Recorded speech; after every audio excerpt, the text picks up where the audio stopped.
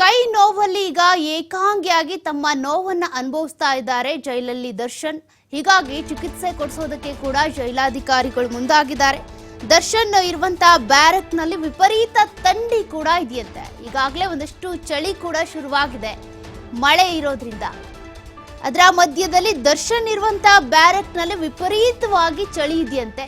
ಚಳಿ ಹೆಚ್ಚಾದಂತ ಸಂದರ್ಭದಲ್ಲಿ ಹಳೆ ನೋವುಗಳೇನಿದ್ದಾವೆ, ಕೈ ನೋವು, ಕಾಲು ನೋವು, ಏನೋ ಬಿದ್ದು ಏಟ್ ಮಾಡ್ಕೊಂಡಿದ್ರೆ ಅಥವಾ ಆಕ್ಸಿಡೆಂಟ್ ಆದಂತ ಸಂದರ್ಭದಲ್ಲಿ ಇದ್ದಂತ ಹಳೆ ನೋವು ಮತ್ತೆ ಹೆಚ್ಚಾಗುತ್ತೆ.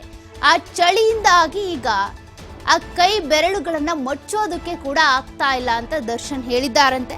ಹೀಗಾಗಿ ದರ್ಶನ್ಗೆ ನೋವು ಹೆಚ್ಚಾಗ್ತಾನೆ ಇದೆ. ವಿಪರೀತ ಚಳಿ ಇರೋದ್ರಿಂದ ಅದೊಂದು ರೀತಿಯಾಗಿ ರಕ್ತ ಮಡುಗಟ್ಟಿದಂತೆ ಆಗ್ಬಿಟ್ಟಿದೆ. ಹಾಗಾಗಿ ಕೈ ಬೆರಳು ಮಡ್ಚೋದಕ್ಕೆ ಕೂಡ ಆಗ್ತಾ ಇಲ್ಲ. ಹಳೆ ನೋವು ಮತ್ತೆ ಹೆಚ್ಚಾಗ್ತಾ ಇದೆ ಅಂತ ನನಗೆ ದರ್ಶನ್ ಅವರು ಅಳಲು ತೋಡ್ಕೊಂಡಿದ್ದಾರಂತೆ ಜೈಲಾಧಿಕಾರಿಗಳ ಬಳಿ. ಚಳಿಗೆ ಆ ಬೆರಳುಗಳನ್ನ ಮಡ್ಚೋದಕ್ಕೆ ಕೂಡ ಆಗ್ತಾ ಇಲ್ಲ. ಎಡಗೈಗೆ ಪೆಟ್ಟು ಬಿದ್ದಿತ್ತಲ್ಲ, ಅದು ನೋವು ಮತ್ತೆ ಮತ್ತೆ ಹೆಚ್ಚಾಗ್ತಾ ಇದೆ. ಆಸ್ಪತ್ರೆಗೆ ಟ್ರೀಟ್ಮೆಂಟ್ಗೆ ಅಂತ ಲೆಟರ್ ಬರೆದಿದ್ದಾನೆ. ಚಮಚ ಅನ್ನ ತಿನ್ನೋದಕ್ಕೆ ಬೆರಳುಗಳನ್ನ ಮಡ್ಚಿದ್ರೆ ಬೆರಳು ನೋವು ಆಗ್ತಾ ಇದೆ. ಈಗ ಕೈಯಲ್ಲಿ ಚಮಚ ಹಿಡಿಯೋದಕ್ಕೂ ಆಗಲ್ಲ, ಅದೇ ರೀತಿಯಾಗಿ ಬೆರಳುಗಳನ್ನ ಮಡ್ಚೋದಕ್ಕೂ ಆಗ್ತಾ ಇಲ್ಲ ಅಂತೇಳಿ ದರ್ಶನ್ ಅವರು ತಮ್ಮ ಅಳಲನ್ನ ತೋಡ್ಕೊಂಡಿದ್ದಾರಂತೆ. ಹಾಗಾಗಿ ಆಸ್ಪತ್ರೆಗೆ ಕರ್ಕೊಂಡು ಹೋಗಿ ಟ್ರೀಟ್ಮೆಂಟ್ ಕೊಡ್ಸೋದಕ್ಕೆ ಅಂತ ಕೂಡ ಲೆಟರ್ ಕೂಡ ಬರೆಯಲಾಗಿದೆಯಂತೆ. ಮೆಡಿಕಲ್ ಸರ್ಟಿಫಿಕೇಟ್ ಕೂಡ ಬೇಕಾಗುತ್ತೆ ಇದಕ್ಕೆ ಸಂಬಂಧಪಟ್ಟಂತೆ. ಆಸ್ಪತ್ರೆಗೆ ತೋರಿಸಿದ್ರು ಅಂತ ಅಂದ್ರೆ ನಿಜಕ್ಕೂ ಕೂಡ ಆಸ್ಪತ್ರೆಯಲ್ಲೇ ಇರಿಸಿ ಚಿಕಿತ್ಸೆಯನ್ನ ಕೊಡಿಸ್ಬೇಕಾ, ಜೈಲಲ್ಲೇ ಇದ್ರೂ ಕೂಡ ಜೈಲಲ್ಲೇ ಇರುವಂತಹ ಆಸ್ಪತ್ರೆಯಲ್ಲೇ ಚಿಕಿತ್ಸೆ ಕೊಟ್ರು ಆಗುತ್ತಾ, ಇದೆಲ್ಲದಕ್ಕೂ ಸಂಬಂಧಪಟ್ಟಂತೆ ಕೂಡ ಮತ್ತೆ ಕೋರ್ಟ್ ವಿಚಾರಣೆಗೆ ಕರೆಯುತ್ತೆ. ಆ ಸಂದರ್ಭದಲ್ಲಿ ಏನಾಗುತ್ತೆ ಅನ್ನೋದನ್ನ ಕೂಡ ನೋಡ್ಬೇಕಾಗುತ್ತೆ. ಹೈಕೋರ್ಟ್ಗೆ ಚಮಚ ಯಾಕೆ ಬೇಕು ಅಂತೇಳಿ ಈಗಾಗಲೇ ರಿಟ್ ಅರ್ಜಿಯಲ್ಲಿ ಕೂಡ ಹೇಳಿದ್ದಾರಂತೆ. ಅಂದ್ರೆ ಚಮಚ ಬೇಕು ಅಂತೇಳಿ ಈ ರಿಟ್ ಅರ್ಜಿಯಲ್ಲಿ ಅವ್ರು ಉಲ್ಲೇಖ ಮಾಡಿದ್ರಲ್ಲ, ಯಾಕೆ ಅಂತಂದ್ರೆ ಈ ಊಟ ಮಾಡುವಂತಹ ಸಂದರ್ಭದಲ್ಲೂ ಕೂಡ ನನಗೆ ಕೈ ಬೆರಳುಗಳನ್ನ ಮಡ್ಚೋದಕ್ಕೆ ಆಗಲ್ಲ ಅಂತೇಳಿ ಬರ್ದಿದ್ದಾರಂತೆ.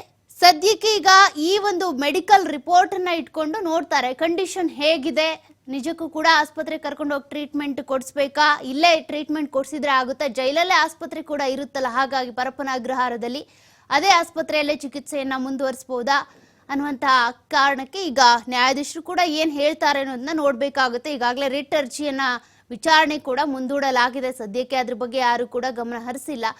ವಿಚಾರಣೆ ಮುಂದೂಡಿರೋದ್ರಿಂದ ಅದೇನಾಗುತ್ತೆ ಅನ್ನೋದು ಕೂಡ ಸದ್ಯಕ್ಕೆ ಕುತೂಹಲ. ಅದರ ಮಧ್ಯದಲ್ಲಿ ಈಗ ದರ್ಶನ್ಗೆ ಒಂದು ರೀತಿಯಾಗಿ ಸಂಕಷ್ಟ ಎದುರಾಗಿದೆ.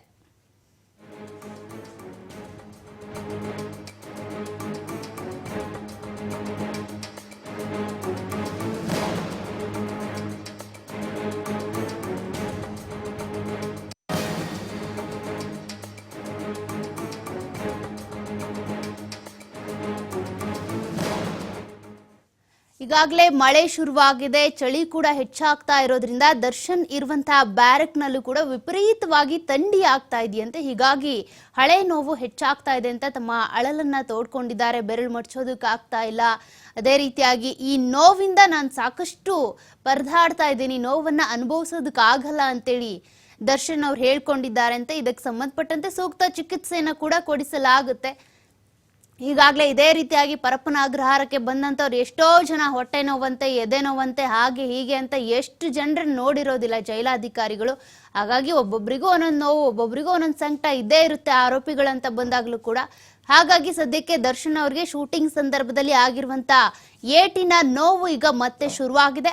ಆ ನೋವಿಗೆ ಚಿಕಿತ್ಸೆಯನ್ನ ಕೊಡೋದಕ್ಕೆ ಕೂಡ ಒಂದಷ್ಟು ಸಿದ್ಧತೆಯನ್ನ ಮಾಡ್ಕೊಳ್ತಾ ಇದ್ದಾರೆ. ಜೈಲಲ್ಲೇ ಇರುವಂತಹ ಆಸ್ಪತ್ರೆಯಲ್ಲೇ ಅದಕ್ಕೆ ಸಂಬಂಧಪಟ್ಟಂತೆ ಚಿಕಿತ್ಸೆ ಸಿಗುತ್ತಾ ಅಥವಾ ಆಸ್ಪತ್ರೆಗೆ ಶಿಫ್ಟ್ ಅನ್ನ ಮಾಡಬೇಕಾಗುತ್ತಾ ಬೇರೆ ಆಸ್ಪತ್ರೆಗೆ ಅನ್ನೋದನ್ನು ಕೂಡ ಸದ್ಯಕ್ಕೆ ಅದಕ್ಕೆ ಸಂಬಂಧಪಟ್ಟಂತೆ ಕುತೂಹಲ ಇದ್ದೇ ಇದೆ.